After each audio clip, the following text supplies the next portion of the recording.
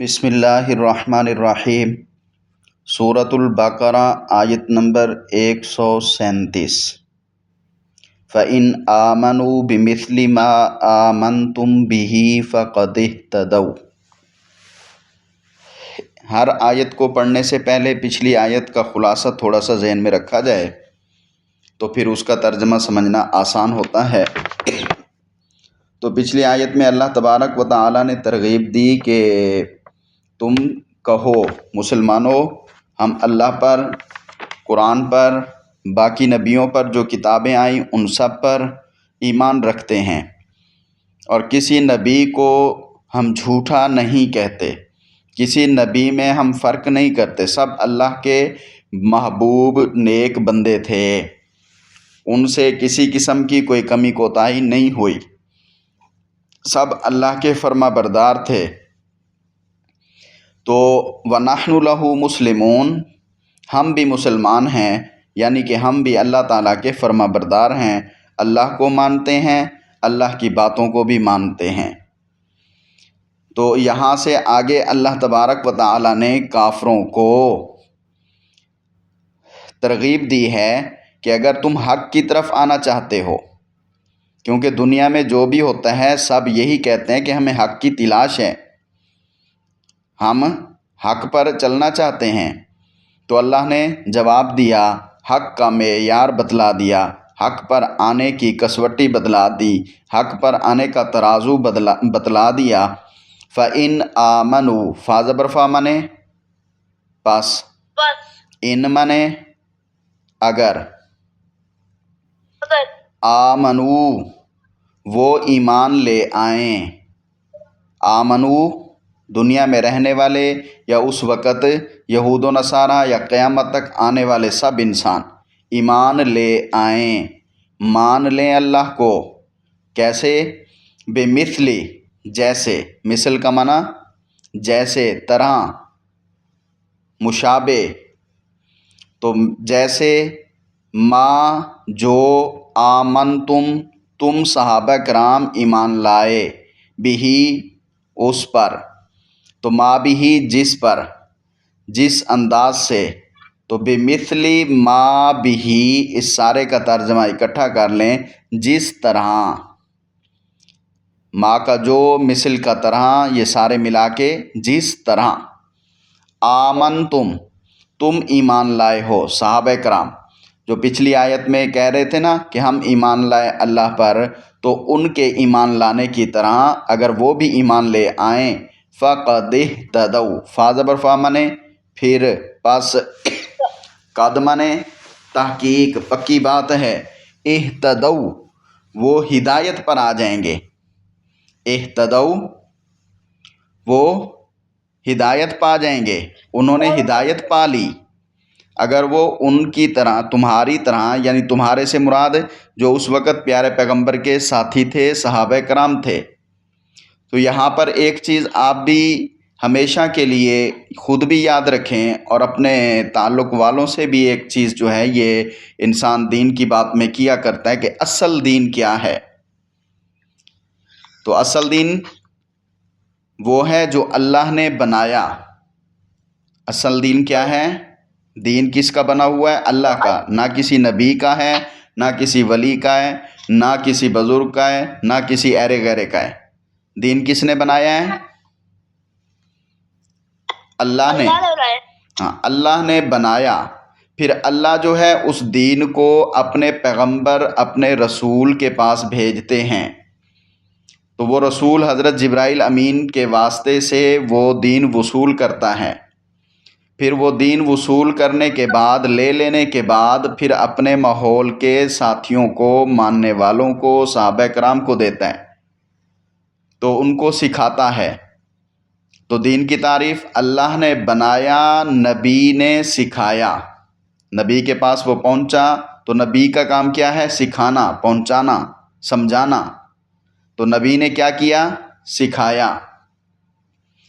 پھر جو باقی ہوتے ہیں جن کو سکھایا ہوتا ہے وہ انسان، امت ہوتے ہیں نبی کی، تو اس امت نے پھر وہ وصول کرنے کے بعد، لے لینے کے بعد، نبی سے سیکھ لینے کے بعد اس پر عمل کر کے دکھاتے ہیں، اور عمل صحیح اعتبار سے مکمل طور پر کس نے کیا تھا؟ پیارے پیغمبر کے ساتھیوں نے، آپ صلی اللہ علیہ وسلم کے صحابہ کرام نے، جو آپ کی زندگی میں آپ کے ہوتے ہوئے ایمان لائے تھے، انہوں نے مکمل طور پر اپنے آپ کو اللہ کا کر دیا تھا۔ نبی کی ایک ایک بات، ایک ایک سنت، ایک ایک ادا پر انہوں نے عمل کیا تھا، اپنی جان، مال، بیوی، بچے سب کچھ قربان کر دیتے تھے، سب سے پہلے دین کو آگے رکھتے تھے۔ تو صحابہ نے عمل کر کے دکھایا۔ اب کوئی دین ڈھونڈنا چاہے، دین کا حق تلاش کرنا چاہے، تو اس ترتیب سے جو اللہ نے بنایا یعنی قرآن مجید، جو نبی نے سکھایا یعنی احادیث، اور جو صحابہ نے عمل کر کے دکھایا یعنی صحابہ کرام کی زندگی۔ قرآن بھی پڑھو، احادیث بھی پڑھو، اور صحابہ کرام نے کیسے عمل کیا تھا ان کی زندگی بھی پڑھو، تو آپ کو اصل دین مل جائے گا۔ تو اس آیت کو سامنے رکھیں۔ اللہ فرماتے ہیں اگر جیسے تم صحابہ کرام ایمان لائے ہو، جیسے تم نے مانا ہے، جیسے تم نے عمل کیا ہے، ایسے اگر وہ بھی ایمان لے آئیں تو فقد اہتدوا، تو وہ کیا ہو جائیں گے؟ انہوں نے کیا کر لیا؟ ہدایت پا لی، وہ سیدھے راستے پر آ گئے۔ تو انسان کو سیدھے راستے پر ہونے کے لیے کس کی ضرورت ہے؟ صحابہ کرام کی طرح ماننے کی اور عمل کرنے کی۔ صحابہ کرام کے نقش قدم پر جو چلے گا، ان کے طریقے سے جو دین کو فالو کرے گا، ان کی طرح جو دین کی پیروی کرے گا، تو وہ کامیاب ہوگا، وہ ہدایت پائے گا۔ تو دین کے 3 لفظ آپ نے یاد کرنے ہیں۔ کیا دین کیا ہے؟ حق کیا ہے؟ اللہ نے بنایا، نبی نے سکھایا، صحابہ نے عمل کر کے دکھایا۔ دین کیا ہے؟ اللہ تعالیٰ نے بنایا ہے اور نبی نے ہمیں سمجھایا ہے اور صحابہ نے عمل کر کے دکھایا ہے۔ اللہ نے بنایا، نبی نے اپنے ساتھیوں کو سکھایا، اور انہوں نے سیکھنے کے بعد عمل کر کے دکھایا۔ تو جو صحابہ کرام کی طرح عمل کرے گا وہی کیا ہوگا؟ اہتدوا، ہدایت پا جائے گا۔ وہ کیا کرے گا؟ ہدایت پا جائے گا، وہی سیدھے راستے پر ہوگا۔ بات سمجھ آ گئی؟ جی۔ وَإِن تَوَلَّوْا، واو زبر وا منے، اور ان منے اگر، تولو، تولو تا کا معنی، یہ آخری واو کا معنی وہ، اور واو لام جو درمیان میں ہے اس کا معنی ہے منہ موڑنا، منہ پھیرنا، اعراض کرنا، نظر انداز کرنا۔ اگر وہ منہ موڑیں، اگر وہ نظر انداز کریں، تولو اگر اعراض کریں، تولو اگر رخ پھیر لیں، فَإِنَّمَا، فا زبر فا پس، انما یقیناً، پکے طور پر، ہم منے وہ سب، فی منے میں، شقاق منے ضد، وہ کس میں ہیں؟ حسد، اناد اور ضد میں ہیں، شقاق میں ہیں۔ پیارے پیغمبر صلی اللہ علیہ وسلم نے بھی خود فرمایا تھا کہ ما انا علیہ و اصحابی، دین کیا ہے؟ دین وہ ہے جس پر میں اور میرے صحابہ ہیں۔ ما انا، ما جس پر، ما انا جس پر میں، و اصحابی اور میرے صحابہ، ما علیہ دونوں کو جوڑیں گے، جس پر، انا کا معنی میں، جس پر میں ہوں، و اصحابی اور میرے صحابہ کرام ہیں۔ تو میرے صحابہ کرام جس راستے پر چل رہے ہیں، پھر ان میں خلفائے راشدین جو خاص طور پر 4 بڑے خلیفہ ہیں، حضرت ابوبکر صدیق، حضرت عمر فاروق، حضرت عثمان غنی، حضرت علی المرتضیٰ رضی اللہ عنہم اجمعین، یہ اور پھر سارے صحابہ کرام جس پر ہیں وہ اصل دین ہے۔ یہ خود پیارے پیغمبر صلی اللہ علیہ وسلم نے فرمایا تھا۔ ایک حدیث کے مطابق پیارے پیغمبر نے فرمایا کہ یہ نجات پانے والا کامیاب گروپ جو ہے وہ کون سا ہے؟ میرے صحابہ والا۔ کامیاب گروپ کون سا ہے؟ صحابہ والا۔ تو کامیاب لوگوں کے راستے پر چل کر ہی کامیاب ہو سکتے ہیں نا۔ تو یہودیوں کو بتایا کہ تم جو کہتے ہو نا، تم ضد پر ہو، اگر تم منہ موڑتے ہو تو تمہاری ضد ہے، یہود و نصارہ تمہارا دین، تمہارا ایمان درست نہیں ہے۔ سن لو، ہدایت حاصل کرنے کے لیے ضروری کیا ہے؟ تم بھی دین حق پر آؤ اور اسی طرح ایمان لے آؤ جس طرح یہ صحابہ کرام ایمان لائے ہیں۔ اگر ایسا نہیں کرو گے، اپنی ضد اور ہٹ دھرمی پر اڑے رہو گے، منہ موڑ لو گے، تو پھر کبھی ہدایت نہیں پا سکو گے۔ بات سمجھ آ گئی؟ اور جو تم سب کچھ کر رہے ہو یہ محض ضد ہے، یہ محض تم اختلاف میں پڑے ہوئے ہو، تمہارا مزاج انصاف والا نہیں ہے، تم انصاف نہیں کر رہے، تم حق میں حقیقت کو نہیں چاہ رہے، بس تمہارے دل میں جو پہلے ہم نے بات پڑھی ہے، تمہارے دل میں یہی ہے کہ یہ نبی اس میں کیوں آ گیا، ہم بنی اسرائیل میں سے کیوں نہیں آیا، یہ مکہ والوں میں حضرت اسماعیل کی اولاد میں کیوں آ گیا، یہ عرب والوں میں سے کیوں بن گیا آخری نبی، سب سے بڑا نبی ہے، سارے نبیوں کا سردار ہے، اللہ کے بعد سب سے بلند شان اسی کی ہے، تو یہ ہمارے بنی اسرائیل میں ہوتا، جیسے باقی نبی وہاں سے حضرت اسحاق علیہ السلام کی اولاد سے آ رہے تھے، بس اسی ضد کی وجہ سے وہ نہیں مان رہے تھے۔ حالانکہ قرآن میں دوسری جگہ پر آتا ہے وہ پیارے پیغمبر کو ایسے جانتے تھے جیسے کوئی اپنے بیٹے کو جانتا ہو۔ تو اپنے بیٹے کی پہچان کبھی کوئی بھولا ہے؟ نہیں۔ تو جیسے اپنے بیٹے کی پہچان کسی کو نہیں بھولتی، تو ان کی کتابوں میں جو نشانیاں لکھی ہوئی تھیں، جو پیشین گوئیاں دی ہوئی تھیں، جو خوشخبریاں دی ہوئی تھیں آخری نبی کی، ان سب کو پڑھ کر یہ پیارے پیغمبر کو بھی ایسے ہی پکا، سچا اور حق والا سمجھتے تھے جیسے کوئی اپنے بیٹے کو اپنا بیٹا سمجھتا ہے، لیکن بس ضد کی وجہ سے قبول نہیں کر رہے تھے۔ تو اللہ تبارک و تعالیٰ نے فرمایا اگر یہ ضد پر ہیں تو کوئی بات نہیں، فَسَيَكْفِيكَهُمُ اللَّهُ، فا زبر فا منے پس، سین زبر سا منے ان قریب، سین زبر سا منے ان قریب، یکفی، یکفی میں کاف فے یہ ہماری اردو میں کافی کا لفظ استعمال ہو، کافی ہے، یہ چیز کافی ہے، تو کافی ہوگا، کاف زبر کا منے تجھے، یعنی آپ صلی اللہ علیہ وسلم کو، ہم منے ان کے مقابلے میں، کافی ہوگا ان کے مقابلے میں آپ صلی اللہ علیہ وسلم کو، کون؟ اللہ تعالیٰ۔ کیا مطلب؟ کہ یہ جو کچھ کرتے ہیں ان کی پرواہ نہ کریں، آپ اپنا کام کرتے رہیں، دین جو آ رہا ہے اپنے ساتھیوں کو سکھاتے رہیں، دوسروں کو دعوت دیتے رہیں۔ اگر یہ کوئی شر کرتے ہیں، کوئی فساد کرتے ہیں تو اللہ آپ کو کافی ہوگا، آپ ان کی شرارتوں اور ہیلا ساز اور پروپگنڈوں سے محفوظ رہیں گے، جو آپ کے متبع ہیں وہ بھی ان کے پروپگنڈوں سے محفوظ رہیں گے۔ قرآن میں دوسری جگہ پر اللہ نے فرمایا اِنَّ شَانِئَکَ هُوَ الْأَبْتَرُ، اے نبی، اے محمد صلی اللہ علیہ وسلم، اِنَّ شَانِئَکَ، بے شک تیرا دشمن، هُوَ الْأَبْتَرُ، وہی ذلیل اور خوار ہوگا۔ اور ایسے ہی ہوا، کچھ ہی عرصے کے بعد سارے کامیاب کامران ہو گئے، پورے عرب میں اسلام کا چرچا ہو گیا، بلکہ اس کے بعد پھر صحابہ کرام کے دور میں آدھی دنیا تک پھیل گیا تھا اسلام۔ پھر لوگوں میں، مسلمانوں میں کچھ شوخیوں والے یا کچھ بادشاہت والے آ گئے، من مانی کرنے والے آ گئے، دین کو چھوڑ کر اپنی مرضی کے مطابق چلنے والے بادشاہ آ گئے، تو پھر ان کی وجہ سے پھر جو ہے مسلمان کمزور پڑ گئے۔ تو بہرحال صحابہ کرام کی طرح اگر کامیاب رہتے تو ہمیشہ پوری دنیا میں اسلام پھیل جاتا، لیکن صحابہ کرام کی طرح تھوڑا سا ہٹ کے انہوں نے بادشاہت کو اپنا لیا، اپنی بادشاہی کو، اپنی طاقت پاور کو منوانے لگے، دین کی باتوں تک کو بھی چھوڑ دینے لگے، جیسا کہ آج کل ہمارے ماحول میں بھی یہی کچھ ہے۔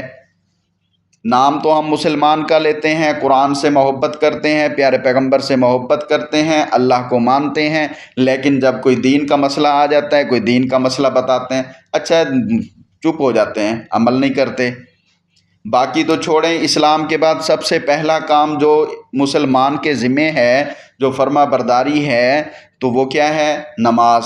تو دیکھ لو کتنے لوگ نماز پڑھتے ہیں، بازاریں بھری پڑی ہوتی ہیں، مسجدیں خالی ہوتی ہیں، نماز کے وقت کوئی نہیں آتا، سستی، اچھا گھر پڑھ لیں گے، اچھا نہیں پڑھتے، اچھا بعد میں پڑھ لیں گے، اچھا قضا کر لیں گے، اچھا یار تو پڑھ لے، اچھا یہ ہے، اچھا وہ ہے، اچھا اب بیزی ہیں، اب جو ہے جاب کا ٹائم ہے، اب سکول کا ٹائم ہے، اب سفر ہے، اب فلاں ہے، سارے ہیلے بہانے کر کے اللہ کی عبادت ہی چھوڑ دیتے ہیں۔ جب صحابہ کرام ایسے نہیں تھے، جب نماز کا وقت ہو جاتا تھا وہ اور ان کے بچے سب مسجدوں میں پہنچ جاتے تھے، مسجدوں میں رش لگ جاتا تھا۔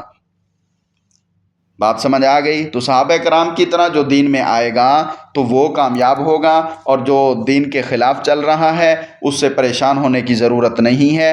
تو اللہ نے فرمایا فَسَيَكْفِيكَهُمُ اللَّهُ، پس عنقریب کافی ہو جائے گا، کفایت کرے گا تجھے ان کے مقابلے میں اللہ۔ آپ کو پریشان ہونے کی ضرورت نہیں ہے، آپ دین پر چلتے رہیں، کافروں سے اللہ خود پوچھ لیں گے۔ اب دیکھیں اس وقت بھی مسلمانوں پہ ظلم و ستم سارے کافر کر رہے تھے، مسلمانوں کی جو بادشاہ تھے وہ سارے چپ پڑے تھے، تو اللہ تبارک و تعالیٰ نے پھر ایسا کیا کہ جو مسلمانوں پہ دشمنی، مسلمانوں پہ ظلم و ستم کر رہے تھے، اللہ نے اپنی طرف سے ایسی آگ لگائی کہ پھر سارے انسان بن گئے، وہ ظلم و ستم بھی رک گیا، معاہدے بھی ہو گئے، تو اب سارے جو ہیں بندے کے پتر بن گئے۔ تو اس لیے اللہ کافی ہوتا ہے، پہلے اللہ دیکھتا ہے کہ مسلمان خود کیا کرتا ہے، جب مسلمان کچھ نہیں کرتے تو پھر اللہ اپنی مدد بھیج دیتے ہیں۔ تو یہ ہے فَسَيَكْفِيكَهُمُ اللَّهُ، مسلمانوں کو، خصوصاً پیارے پیغمبر کو، اور پھر ان کے واسطے سے مسلمانوں کو اللہ کافی ہوتا ہے۔ وَهُوَ السَّمِيعُ الْعَلِيمُ، کیوں؟ واو زبر وا منے اور، ہوا منے وہ سے مراد اللہ، السمیع منے سننے والا ہے، السمیع کا معنی جو کچھ لوگ کہتے ہیں اس کو سنتا ہے، العلیم کا معنی وہ جانتا ہے کون کیا کر رہا ہے، العلیم کا معنی وہ جانتا ہے کون کیا کر رہا ہے، اس سے کوئی چیز چھپی ہوئی نہیں ہے۔ جو کوئی دعا کرتا ہے اللہ اس کی دعا سنتا ہے، اور جو کچھ وہ ان کے ذہن میں دل میں ہے سب کچھ اللہ سے مخفی نہیں ہے، سب کچھ اللہ جانتے ہیں، اللہ کی صفت ہے۔ اب اگلی آیت میں دیکھیں صبغۃ اللہ، یہ چیز بیٹا آپ نے جو ہے دیکھی ہو یا سنی ہو، یہ دوسرے جو کافر لوگ ہیں، یہ یہودی نصرانی لوگ ہوتے ہیں، تو ان میں یہ ہوتا ہے جب کوئی ان کے مذہب میں آتا ہے یا ان کے کچھ تہوار ہوتے ہیں، ان کی جو کچھ عبادتیں ہوتی ہیں، ان میں یہ لوگوں پر رنگ ڈالتے ہیں، لوگوں پر کیا کرتے ہیں؟ رنگ ڈالتے ہیں، کوئی کس طرح کا، کوئی کس طرح کا، تو یہ شروع سے عادت چلی آ رہی ہے۔ یہ ہندو بھی آپ نے دیکھا ہوگا کہ رنگ ڈالتے ہیں، اور اسی رسم میں آج کل ہمارے ماحول میں یہ شادیوں کے موقع پہ مہندیاں ہوتی ہیں، تو مہندی کا نام لے کر جو ہے دولہا دلہن والے سسٹم میں اس میں پیلا رنگ رکھ لیتے ہیں۔ اور آج کل سکولوں کو دیکھیں، یہ بھی انہی کافروں کی ترتیبوں پر چلتے ہوئے آج جی ریڈ ڈے ہے، آج جی گرین ڈے ہے، آج فلانا ڈے ہے، آج فلانا ڈے ہے، تو یہ ڈے بنا رکھے رنگوں والے، تو یہ وہاں سے چل رہا ہے سسٹم۔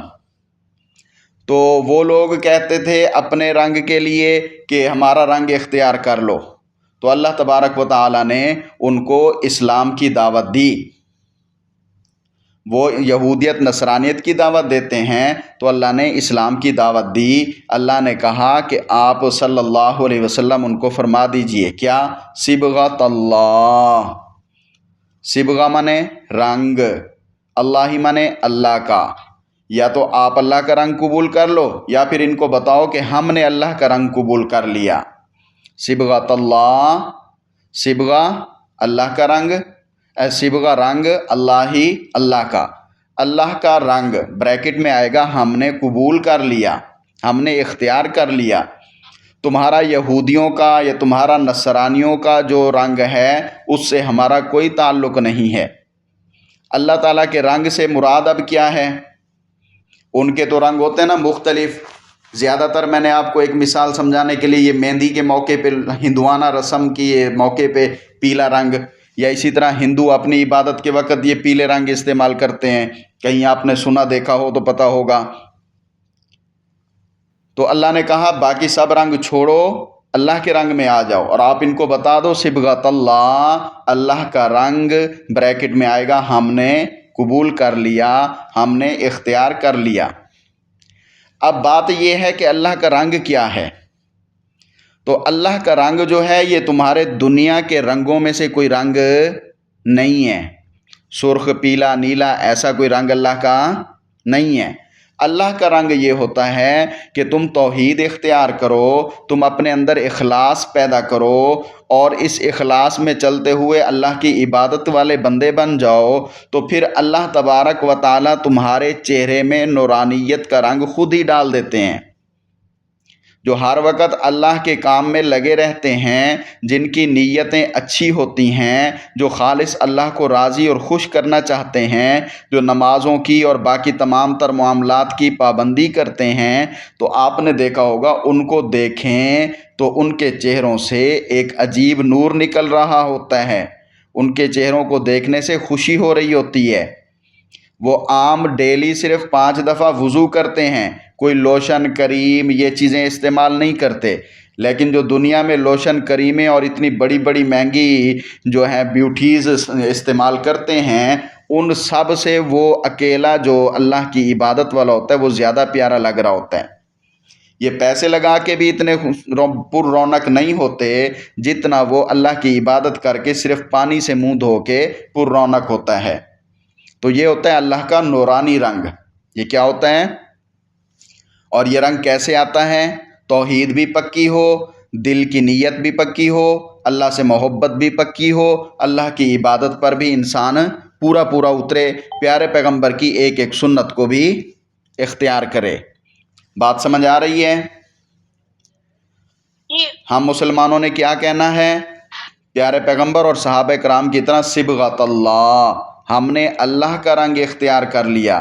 اس رنگ میں اگر کہیں کہیں ہم چوری کر رہے ہیں، کہیں کہیں کمی کوتاہی کر رہے ہیں، تو اس سے توبہ کریں اور اپنے آپ کو اچھا اور بہترین اور پیارا مسلمان بنائیں کہ اللہ کو ہم سے محبت ہو جائے، اللہ ہم سے راضی ہو جائے۔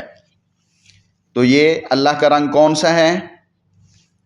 نور والا، عبادت والا، اخلاص والا۔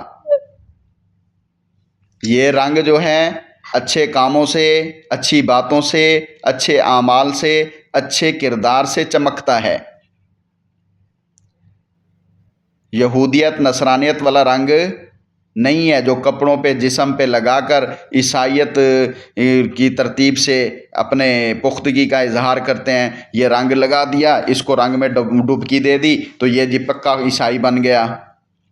اللہ نے فرمایا آگے، وَمَنْ أَحْسَنُ مِنَ اللَّهِ صِبْغَةً، تم دنیا کے رنگ دکھاتے ہو، ہم نے اللہ کا رنگ اختیار کیا۔ ان سے پوچھو، ومن، واو زبر وا منے، اور من منے کون، سوالیہ ہے، من کون، احسنو زیادہ اچھا ہے، زیادہ حسین ہے، زیادہ خوبصورت ہے، من اللہ اللہ سے، صبغتاً رنگ کے اعتبار سے، اللہ کے رنگ سے کس کا رنگ اچھا ہو سکتا ہے؟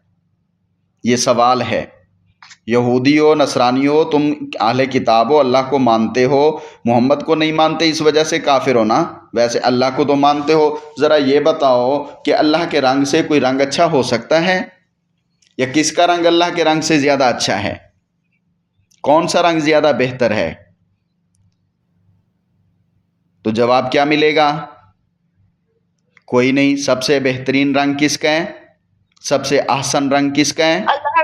اللہ کا۔ جب یہ جواب ملے گا تو وہ رنگ کون سا ہے؟ توحید کا، عبادت کا، دیانت کا، ایمان کا۔ یہ ملت ابراہیمی سے ملتا ہے، جو صرف اہل ایمان کو ملتا ہے، جو فرما برداروں کو ملتا ہے، جو اس ملت پر صحیح معنوں میں اپنے آپ کو پکا مسلمان بنا دیتا ہے۔ تو اس وجہ سے ہم پکے مسلمان ہیں، ہم اللہ کے شکر گزار ہیں جس نے ہمیں اپنے رنگ میں رنگ لیا ہے۔ وَنَحْنُ لَهُ عَابِدُونَ، واو زبر وا منے اور، نحن منے ہم، لہو منے اس کے لیے، یعنی اس اللہ کے لیے، اس اللہ کی، عابدون عبادت کرنے والے ہیں، عابدون عبادت کرنے والے ہیں، ہم اس کی عبادت میں کسی اور کو شریک کرنے والے نہیں ہیں۔ تو یہودی ان آیتوں سے پھر گئے اور پھر بھی یہ سب کچھ سننے کے بعد اسلام قبول نہ کیا۔ نصرانیوں نے بھی انکار کر دیا اور شیخی میں تکبر میں آ کر کہنے لگے ہمارے ہاں ایک رنگ ہے جو مسلمانوں کے پاس نہیں ہے۔ نصرانیوں نے ایک زرد رنگ بنا رکھا تھا، پیلے رنگ، اور ان کا یہ دستور تھا جب ان کا کوئی بچہ پیدا ہوتا یا کوئی ان کے دین میں آتا تو اس کو اس رنگ میں غوطہ دے کر کہتے کہ یہ خاص پاکیزہ نصرانی بن گیا۔ تو اللہ تعالیٰ نے فرمایا مسلمانوں کہو ہم نے خدا کا رنگ یعنی دین حق قبول کر لیا، ہمیں دنیاوی رنگ نہیں چاہیے، ہمیں دین حق چاہیے، وہ ہم نے قبول کر لیا۔ اس دین میں آ کر سب طرح کی ناپاکیاں خود بخود پاک ہو جاتی ہیں۔ انسان جب لا الہ الا اللہ دل سے پڑھتا ہے اس کے گناہ معاف ہو جاتے ہیں۔ تو مسلمان بننے کے لیے جب کلمہ پڑھا، گواہی دی کہ ہم اللہ کو مانتے ہیں، اللہ کے آخری نبی محمد الرسول اللہ کو اللہ کا بندہ، اللہ کا انسان اور اللہ کا پیغمبر، اللہ کا محبوب، اللہ کا رسول مانتے ہیں، تو ان پر پر رونق نور کا رنگ آ جاتا ہے اور گناہ سارے پچھلے مٹ جاتے ہیں۔ تو اللہ تبارک و تعالی ہمیں اپنا رنگ ہمیشہ کے لیے نصیب فرمائے۔ السلام علیکم۔ وعلیکم السلام۔